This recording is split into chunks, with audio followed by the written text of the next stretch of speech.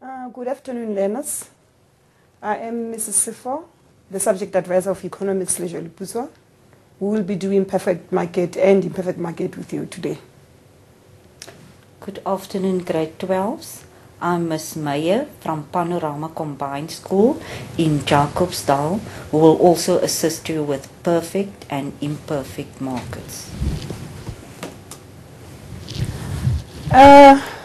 This week we have been looking at perfect and imperfect competition. Remember, it is very important for you to have a look at the examination guidelines before you deal with any topic. Remember, on Tuesday we had a look at perfect competition. We had a look at the examination guidelines. We said whatever you do regarding perfect competition, it can be regarded as a long question.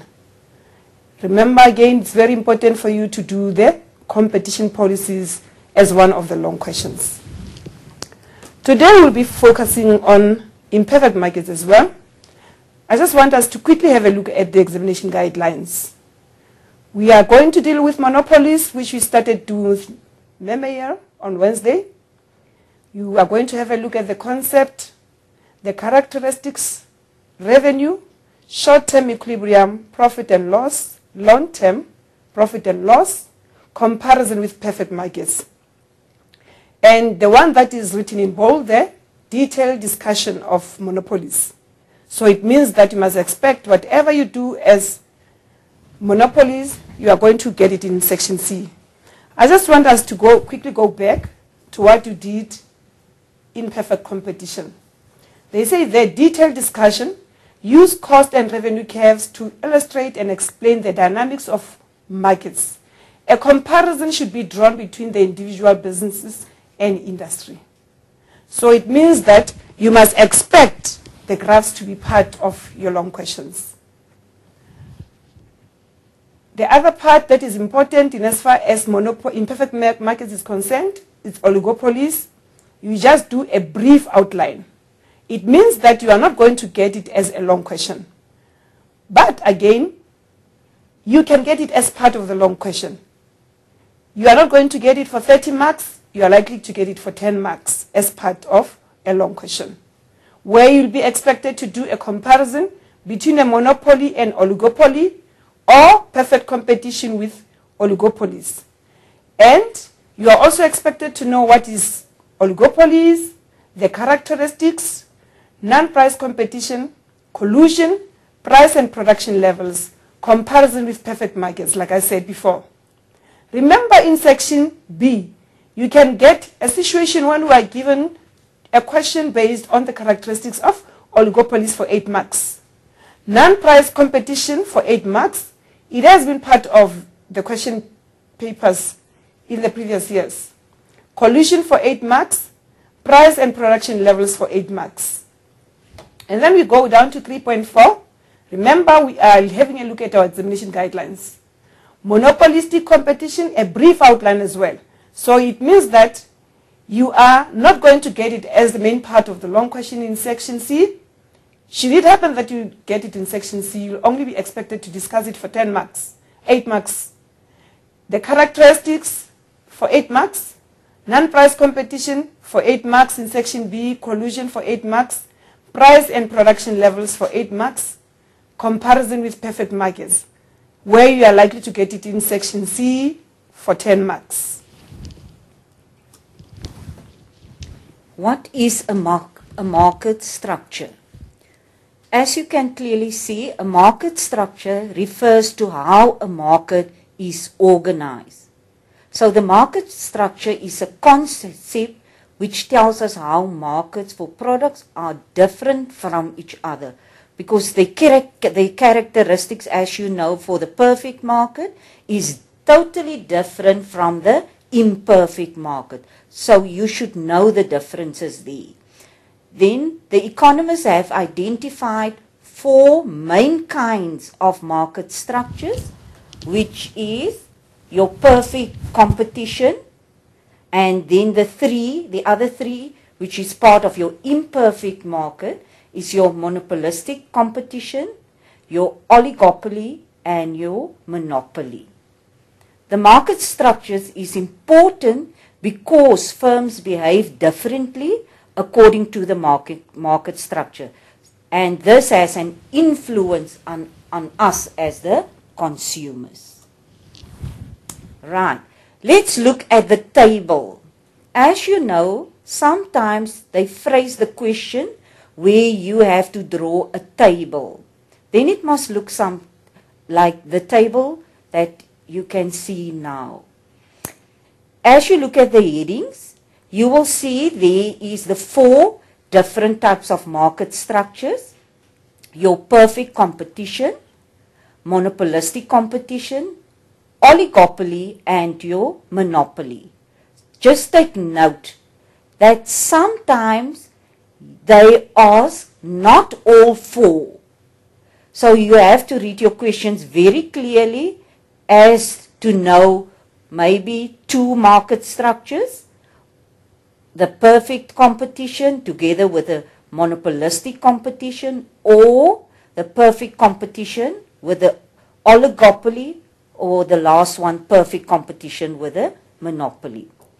Your first column, that is as we always say, the headings for the characteristics. The first one there is the examples of the different products that you will get in the different market structures.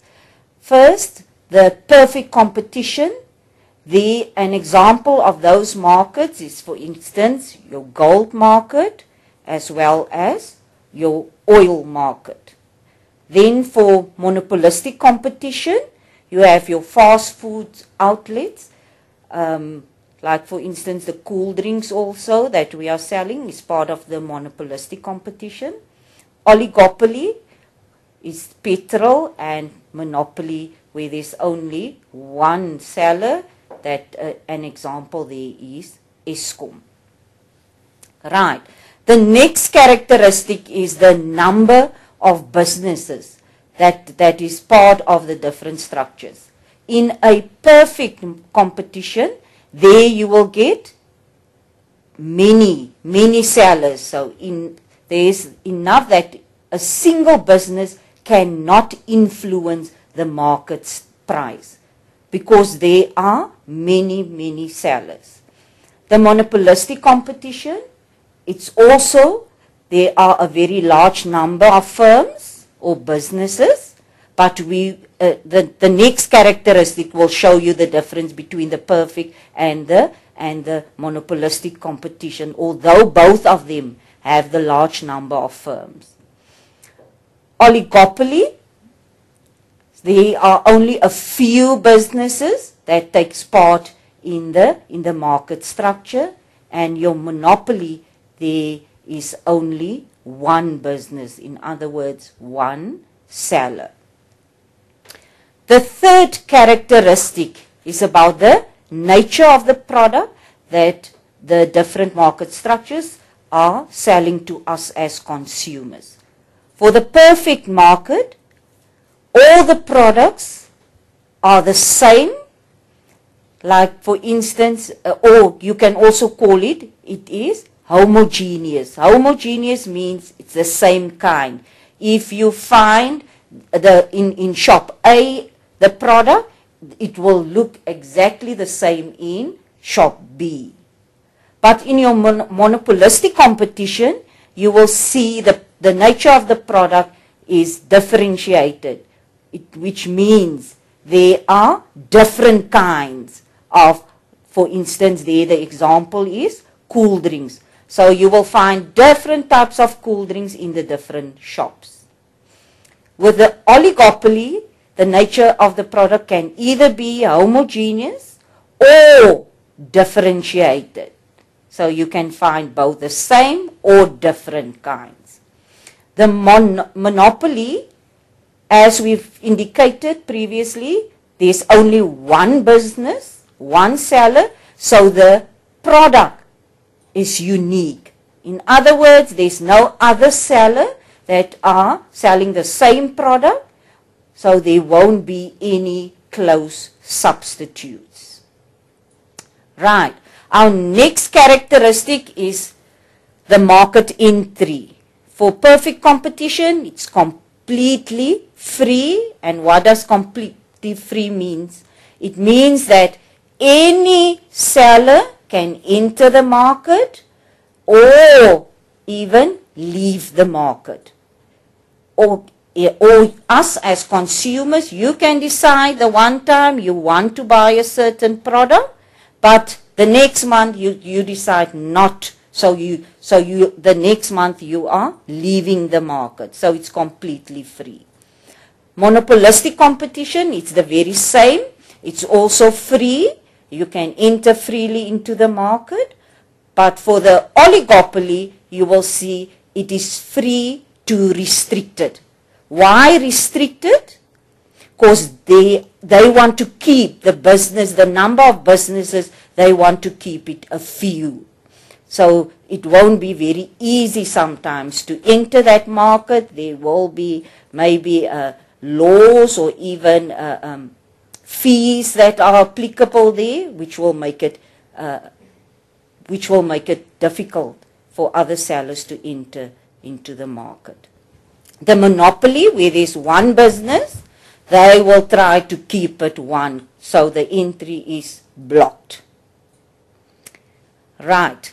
Then control over the price, perfect competition. They have no control over the price because, as you know, there are many sellers, so the one seller can't decide, I want to increase now my price, because then we as the consumers will go to another shop where it's cheaper because we have a large or a various choices for we can buy that product. Then the monopolistic competition, the control over the price, they only have a few control over the price.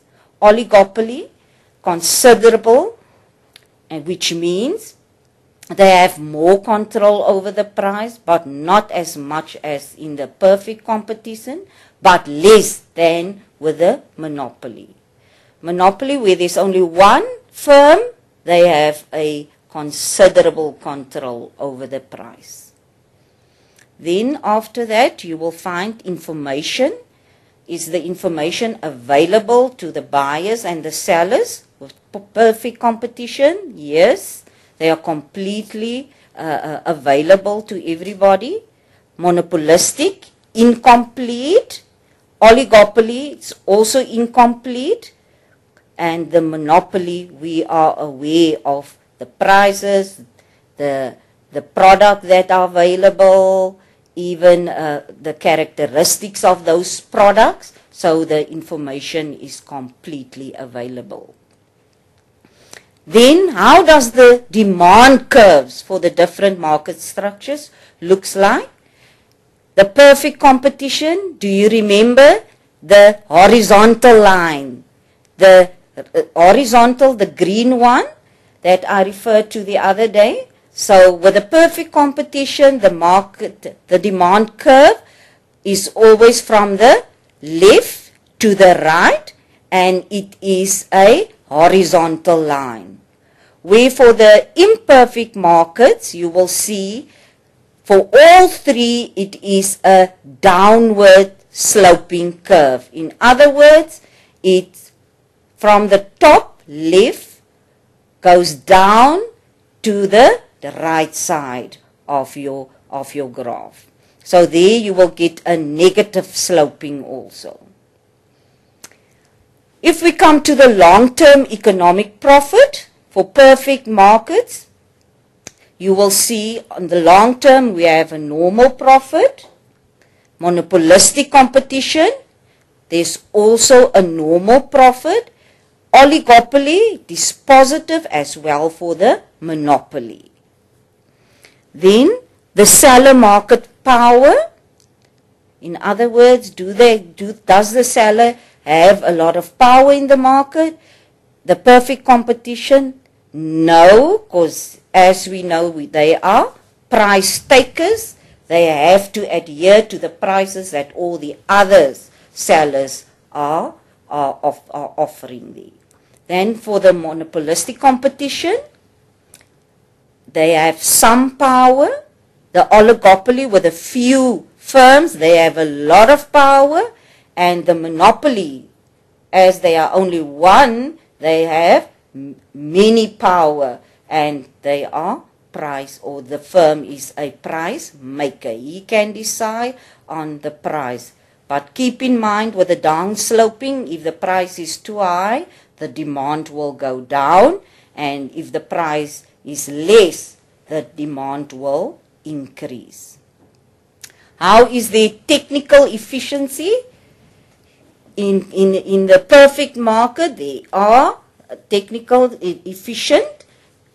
Monopolistic competition, it's closed. Oligopoly and monopoly, it is possible for technical efficiency. Then allocative efficiency, perfect competition, yes. Monopolistic competition, it's closed. And oligopoly as well as the monopoly, there are no allocative efficiency. Okay, if you look at the next table, you will see it's also a comparison between now only two markets. So that's why I indicated earlier that you have to read your question very carefully as to know, must I answer the whole table with all four, or are there only two market structures involved? Normally, you will see it's always the perfect competition with one of the imperfect market structures. In this case, it is the perfect competition that you must compare with the characteristics of a monopoly. Let's look now at this table. You will also see it is exactly the same as the previous one. You have to, if you know your table, you will be able to do even only two comparisons. Right. For the perfect competition, we saw they are price takers. With the many firms, they need to just absorb the market price, whereas the monopoly are price makers. So they can decide, that one seller can decide on the price. The profit or loss for the perfect market, there's an economic profit or loss in the short term, and for the monopoly, the economic profit in the long run and or short run a loss. With the perfect competition, there's no barriers of entry, so it's easy to enter or to exit from the market. But with a monopoly, they are trying to keep it with a one seller, so it's completely, there are a lot of barriers, it is completely blocked. With a perfect competition, the lowest prices with more input, whereas with the monopoly, the higher price, you get the higher prices with less output. Then perfect competition, in the long run, the production or the price are at a minimum point of the LAC, which is your long-term average curve and cost curve. And with the monopoly, the production or prices are not at the minimum point of the LAC curve. Lastly, with the perfect competition, the society makes efficient use of its resources, and the monopoly, the firms, is not making most efficient use of the society's scarce resources because there's only one firm. Right. With the oligopoly, as you know, there are only a few relatively large businesses that are dominating the market. For example, the oil industry or the car industry.